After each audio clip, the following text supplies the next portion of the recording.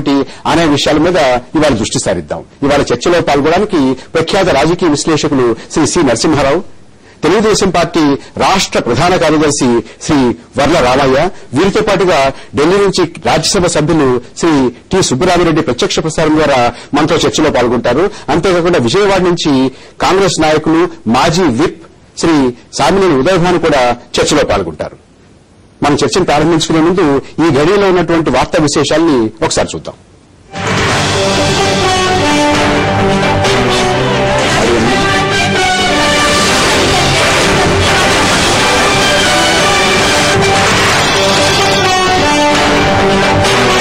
ఢిల్లీలో ఆగని సమైక్యగానం, ఎడతెగని చర్చల్లో అధిష్టానం.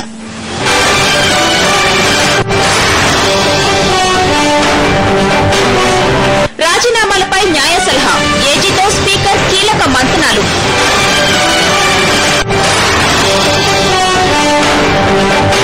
పీఆర్పీలోనూ సమైక్యాలాపన, చిరు నాయకత్వానికి నేతల పిలుపు.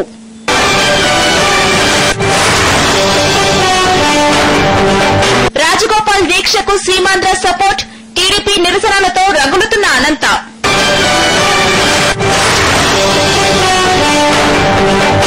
రాజ్కోట్ లో శివాలెత్తిన బ్యాట్స్మెన్, 84లు 24 సిక్స్లు.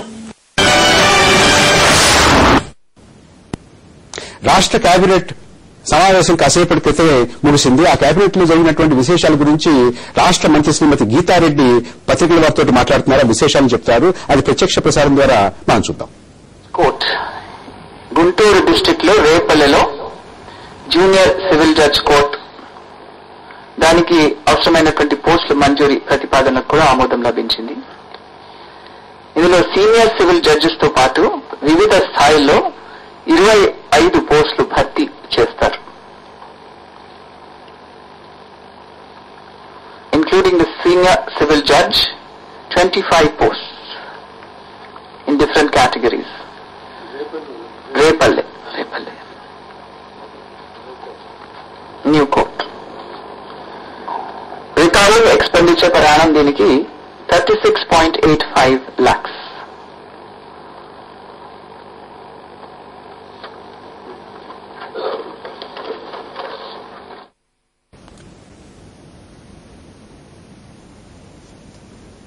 రాష్ట్రంలో రాజకీయ సంక్షోభం ఇవాళ ఖచ్చితంగా నెలకొంది. దాదాపుగా 138 శాసనసభ్యులు రాజీనామాలు చేశారు. ఆ రాజీనామాలు ఏం చేయాలి, ఆమోదించాలా లేదా అనేటువంటి విషయం ఇప్పుడు శాసనసభ స్పీకర్ రాజ్యాంగ నిపుణులతోటి ఆయన సలహాలు తీసుకుంటున్నారు, వారితో చర్చిస్తున్నారు. అంతేకాకుండా కేంద్రంలో ఇవాళ cabinet committee on political affairs, కేంద్ర ప్రభుత్వ కేబినెట్ రాజకీయ వ్యవహారాల కమిటీ ప్రధానమంత్రి అధ్యక్షతన ప్రధానమంత్రి కార్యాలయంలో ఇప్పుడు సమావేశం అవుతోంది. వాళ్ళంతా కూడా ఆ కేబినెట్ కమిటీ వ్యవహారాలు, రాజకీయ వ్యవహారాల కమిటీ అంతా ఇవాళ రాష్ట్రంలో, ఆంధ్రప్రదేశ్ రాష్ట్రంలో ఉన్నటువంటి పరిస్థితి మీద సమీక్షించడానికి ఏదో ఒక నిర్ణయాన్ని వెలువరించేటువంటి పరిస్థితి ఉంది, ఆ రకమైనటువంటి అవకాశం ఉంది అనేటువంటి వార్తలు కూడా వస్తున్నాయి. ఇవాళ పార్లమెంట్ లో కూడా రాష్ట్రంలో జరిగినటువంటి సంఘటనల పరిణామాల యొక్క ప్రకంపనలు మనం చూశాం.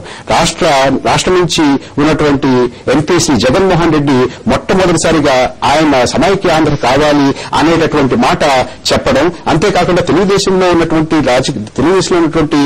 నాయకులతోటి, ఆ ఎంపీలతోటి కలిసి ఆయన వెల్లోకి వెళ్లడం అనేటువంటిది కూడా ఇవాళ వివాదంగా మారింది. తెలుగుదేశం పార్టీ మీద ఏ రకమైనటువంటి ప్రభావం పడుతుంది, కాంగ్రెస్ పార్టీలో ఏ రకమైనటువంటి ప్రభావం పడుతుంది అనేటువంటి విషయం మీద రాజకీయ పరిశీలకులు భిన్నాభిప్రాయాలు వ్యక్తం చేస్తున్నారు.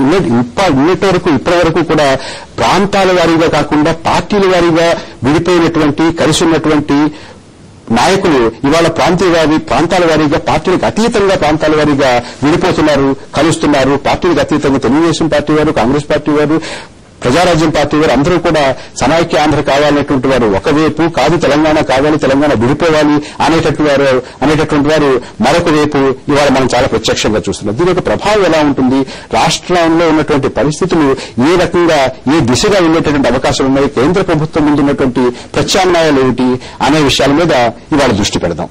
ఇవాళ డిసెంబర్ 15వ తారీఖు పొట్టి శ్రీరాములు ఆంధ్ర రాష్ట్రం గురించి ప్రాణాలు అర్పించినటువంటి, ప్రాణాలు అసూలు దాచినటువంటి రోజు. నరసింహారావు గారు 15వ తారీఖు అనేటప్పటికీ చాలా మందికి, మొత్తం దేశంలో ఉన్నటువంటి చాలా మందికి, అంటే భాషా ప్రయుక్త రాష్ట్రాలకి నాంది పలికినటువంటి ఆ వ్యక్తి పొట్టి శ్రీరాములు ప్రాణత్యాగం దాని అర్థం ఏమిటి, దాని పరమార్థం ఏమిటి?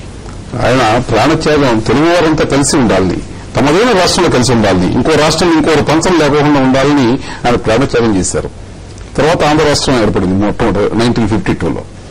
ఆంధ్ర రాష్ట్రం ఏర్పడ్డాక అదే ప్రాతిపదిక మీద ఆయన కోరిక ఎక్స్టెన్షన్ గా భాషా ప్రయుక్త రాష్ట్రాలు ఏర్పడ్డాయి.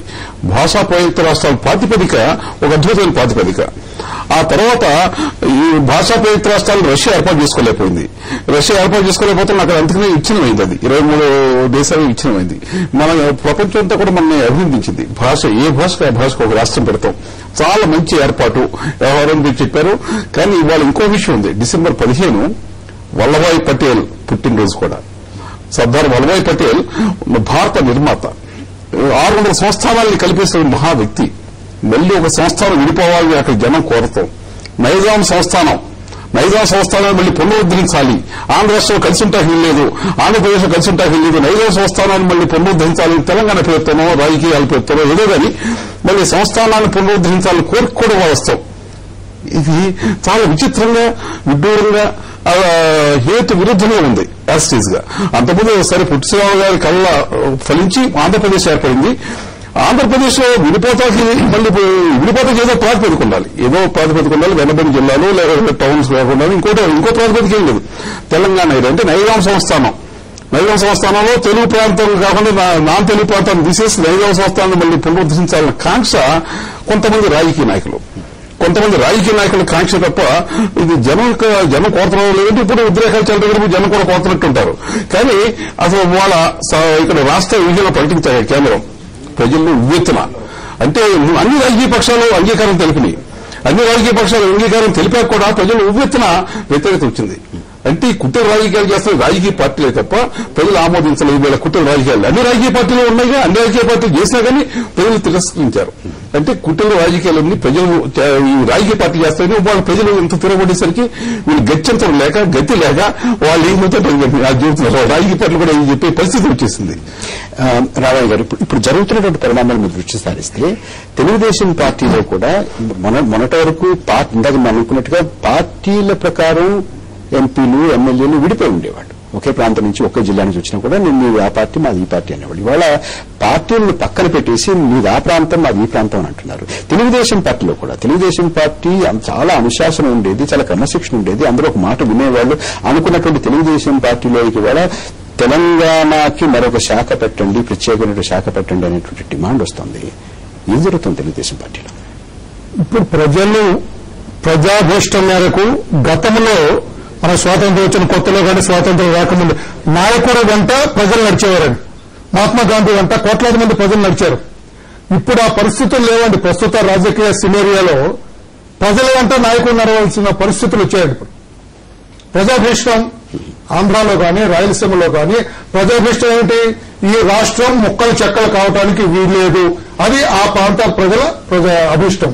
ఆ అభీష్టం మేరకు ఇప్పుడు నాయకులంతా కూడా అధినాయకత్వాన్ని కూడా ధిక్కరించి ప్రజల మధ్యకి వెళ్లారండి. ఈ ఉద్యమం ఈ రోజున ఆంధ్రాలో కానీ రాయలసీమ ప్రాంతంలో కూడా ఈ చెలరేగిన ఉవ్వెత్తున లేచిన ఉద్యమం ఏ నాయకుడో రేపితే రేగింది కాదండి, ఎవరో ఒక పెద్ద మనిషి రేపితే రేగింది కాదండి.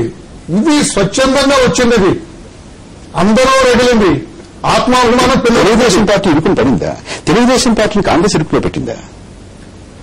కాంగ్రెసే కదండి దీని అంతటికీ సమాధానం చెప్పవలసిన బాధ్యత ఈ రోజున పొట్టి శ్రీరాములు ఉందా? మీరు చెప్పారు, అన్న కూడా చెప్పారు. పొట్టి శ్రీరాములు గారి ఆత్మ ఈ రోజున క్షోభిస్తుందండి.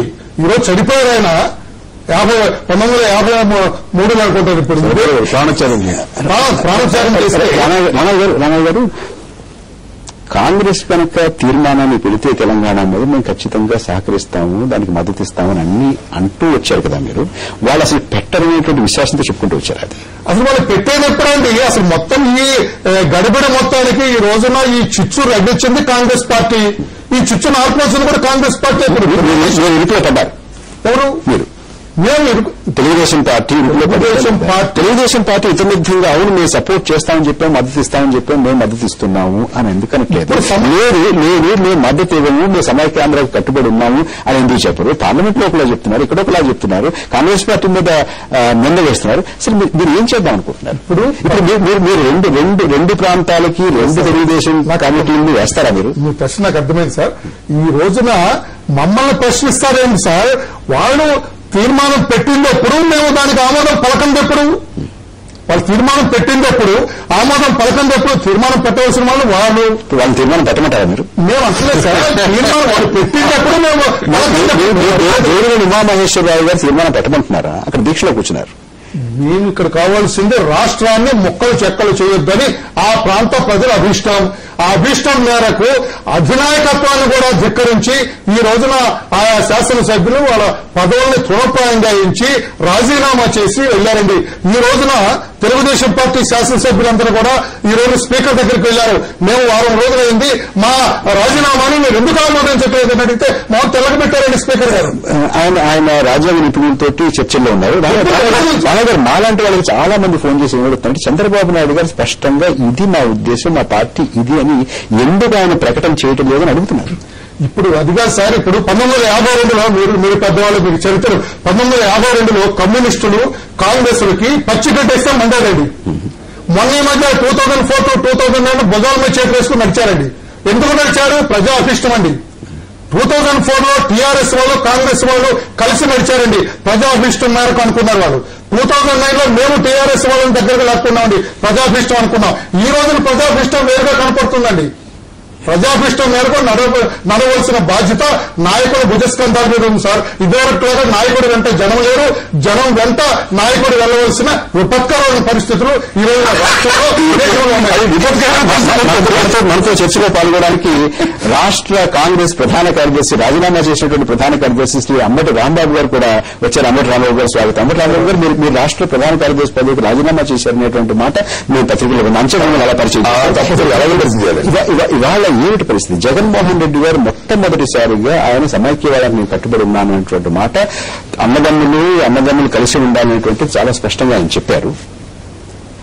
కాంగ్రెస్ పార్టీ ఇవాళ ఏం చేయబోతోంది? ఈ అధిష్టానం ఏం చేయబోతోంది? మీరేం చేయబోతున్నారు? మీ ముందున్నటువంటి ప్రత్యామ్నాయాలు ఏమిటి? అదే అధిష్టాన వర్గం అదే ఆలోచనలో ఉందండి. ఏం చేయాలి? ఇప్పుడు క్యాబినెట్ సమావేశం జరిగింది. క్యాబినెట్ లో అధిష్టానం ఏం చెప్పితే అది మనం అందరం ఆమోదిద్దాము అనే మాట అన్నట్టుగా మనకి వార్తలు వస్తాయి. ఇది కొత్త మాట కాదు, పాత మాట. ఇంతకుముందు అన్నారు, అంతకుముందు అన్నారు, తీర్మానం ఏకవాక్యం చేసినప్పుడే అన్నారు. ఏకవాక్యం తీర్మానం చేసిన దాన్ని ప్రాతిపదికగా చిదంబరం గారు చేసినటువంటి ప్రకటన తర్వాత మీరందరూ కూడా ఇవాళ లగడపేట రాజగోపాల్ గారి దగ్గర నుంచి మీరందరూ కూడా తిరుగుబాటు చేస్తున్నారు. అయినా కూడా మళ్ళీ అధిష్టానం ఏం చెప్పింది వింటా ఉంటారు. ఏమిటి దీని అర్థం ఏంటి? ఒకటండి, మొన్న జరిగినటువంటి పరిణామాలు, మొన్న జరిగినటువంటి ప్రకటన వలన మేము కూడా ఇరకాటంలో పడిన మాట వాస్తవం. మా పార్టీ ఇరకాటంలో పడింది, దానిలో ఎలాంటి సందేహం లేదు. ఇది ఇప్పుడు తీరాలి. మా పార్టీ ఒకటి కాదు, అన్ని పార్టీలు ఇరకాటంలో పడ్డాయి, దానిలో ఎలాంటి సందేహం లేదు. తెలుగుదేశం వారు ఏంటంటే మీరు వారిని ఇరకాటంలో పెట్టారంటున్నారు. ఒక విషయం అండి, ఒకరికొకరు పరస్పరం ఇరకాటంలో పెట్టుకునేటువంటి సంఘటన అది ఒక విషయం అండి. మీరు గమనించినట్లయితే వారు చెప్పారు, తెలుగుదేశం వారు చెప్పారు, ప్రజారాజ్యం పార్టీ వారు చెప్పారు, భారతీయ జనతా పార్టీ చెప్పింది. ఒక ఎంఐఎం మినహా అన్ని పార్టీలు మీరు తీర్మానం పెట్టండి, మేము ఆమోదం చేస్తాం అన్న తర్వాత కదండి పెట్టింది. సో మేము కూడా, మా పార్టీ కూడా సిఎల్పి సమావేశంలో ఏకవాక్య తీర్మానం చేశాం, మీరేం చెప్తే చేస్తామని.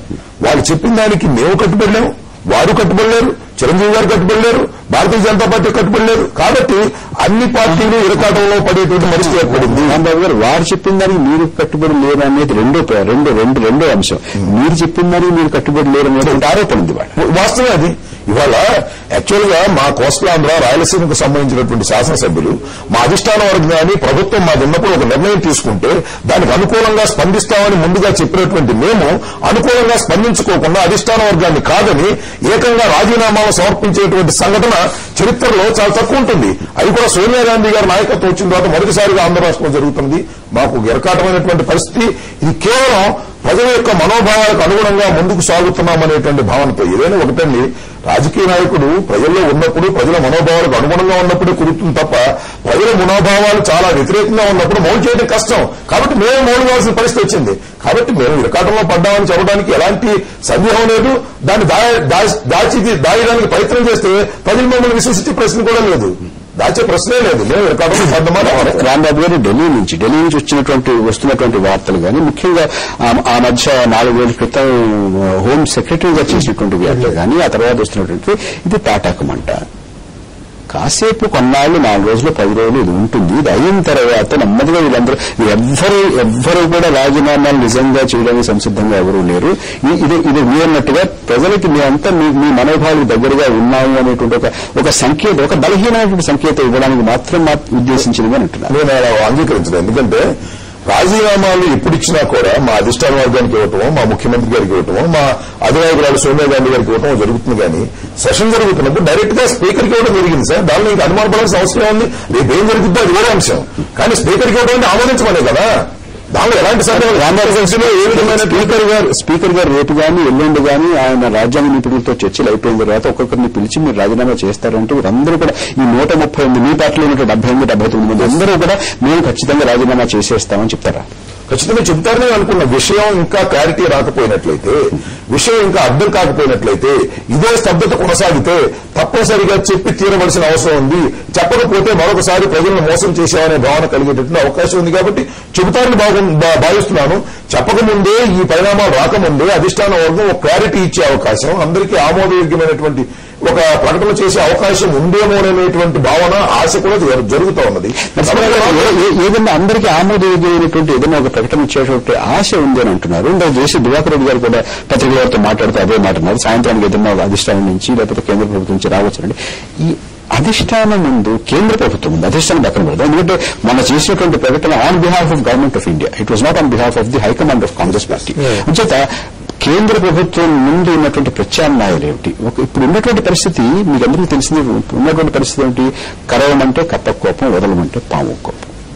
లేదు మనకు ఖచ్చితంగా తీర్మానం పెట్టాలి అనుకుంటే తీర్మానాన్ని పెట్టండి, తీర్మానం పెడితే మేము అందరూ ఓడిస్తామని కాంగ్రెస్ పార్టీ నుంచి ఉన్నటువంటి మంత్రులు, కాంగ్రెస్ పార్టీలో ఉన్నటువంటి పార్లమెంటు సభ్యులు, కాంగ్రెస్ పార్టీలో ఉన్నటువంటి శాసనసభ్యులు చెప్తున్నారు.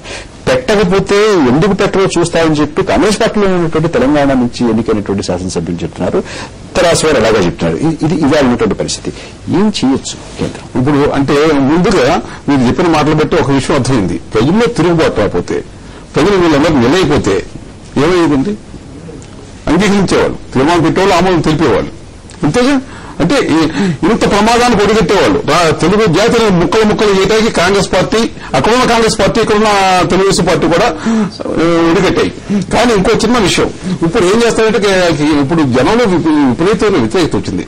ఆ వ్యతిరేకత చల్లార్చాలి, లేక వాళ్ళు అలసిపోయేట్టు చేయాలి. చల్లార్చడానికి కేంద్ర ప్రభుత్వం కొంచెం చిన్న ప్రయోగాలు చేస్తుంది. ప్రయోగాలు చేస్తుంటే ఏం కావాలో అది ఇస్తానంటది. కాంగ్రెస్ పార్టీలో ఉన్న నాయకులందరికీ కూడా ఏదో ఒక తాయిలాన్ని ఇచ్చి వాళ్ళని చల్లార్చడానికి ప్రయత్నిస్తుంది. ప్రజల్లో ఉద్రేకాలు కూడా చల్లార్చడానికి మీకు ఆ ప్యాకేజ్ ఇస్తాం, ఈ ప్యాకేజ్ ఇస్తామని చెబుతుంది. వాళ్ళకి 2 కమిటీలు వేస్తారట. నాకు తెలిసి మొత్తం అనుకోగా ఒక కమిటీ ఏమో రాజకీయ నాయకుల యొక్క సమస్య ఏంటి, మీ సమస్య ఏంటి, అక్కడ వాళ్ళకి ఆ పదాలు ఇస్తాం, వీళ్ళకి పదాలు ఇస్తాం. సమస్యలే కోరికలు, సమస్యలు, కోరికలు వాళ్ళని సంతృప్తిపరచడానికి. ఇంకో కమిటీ ప్రభుత్వం తరఫు వేసే కమిటీ ప్రజల నుంచి వేరే వాళ్ళ నుంచి విజ్ఞప్తులు తీసుకుని పరిశీలిస్తాం. అంటే రాష్ట్ర విభజన మేము అంగీకరించేస్తాం. మేము అంగీకరించిన తర్వాత మీరు ఇంకేమైనా చెప్పుకోదలుచుకొని చెప్పుకోండి, మాకు చెప్పుకుంటే ఆ కోరికలు కూడా తీరుస్తాం. మీరు రాష్ట్ర విభజనకు వ్యతిరేకంగా మీరు ఏం మాట్లాడుతున్నారు కాబట్టి మీ కోరికలు తీరుస్తామని ఇంకో కమిటీ వేస్తారు. నరసింహ గారు ఇక్కడ చిన్న విరామం తీసుకోవాలి. విరామం తీసుకున్న తర్వాత మనతో ప్రత్యక్ష ప్రసారం ద్వారా చర్చలో పాల్గొనే ఢిల్లీ నుంచి కాంగ్రెస్ నాయకులు జేడీ శీలం గారు కూడా అందుబాటులోకి వస్తున్నారు. మనం ఢిల్లీ ముందున్నటువంటి, ముఖ్యంగా కేంద్ర ప్రభుత్వం ముందున్నటువంటి, కేంద్ర కేబినెట్ ముందున్నటువంటి ప్రత్యామ్నాయాలంటే రాష్ట్రంలో ఉన్నటువంటి పరిస్థితిని ఎలా చక్కబెట్టగలరు, ఎలా సరిదిద్దగలరు అనే దాని మీద దృష్టి సారిద్దాం.